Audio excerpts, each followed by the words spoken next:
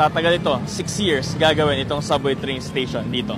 Live mula rito sa Pasig, Bam Alegre, buong puso para sa Pilipino. So ba, meron naman tayong mga traffic authority dyan na pwede mapagtanungan ng mga kababayan natin, motorista man o pasahero, na medyo maninibago pa. Kasi siyempre, kahapon lang sinimulan niya, may mga hindi pa nila alam. Galing sa China, kung saan galing yung bagong strain o uri.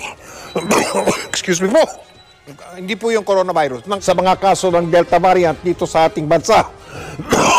Excuse me po. Kanya-kanya pa rin silang, excuse me po, kanya-kanya pa rin silang kasanang programa. Nagdulot pa sila. Meron din tayo ibang nakausap ha, Cheryl, na hanggang bukas na lang or itong weekend. Ayan.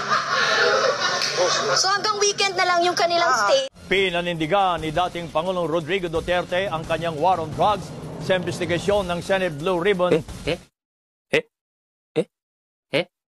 Committee kanina. Yes, Josie. Josie tuloy. Yes, June. Okay.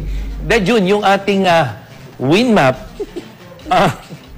makikita natin yung tuloy-tuloy na paglakas ng hangin habagat. At ito ay dahil doon sa bagyong Josie. At hindi lang ngayong weekend, kung hindi maaring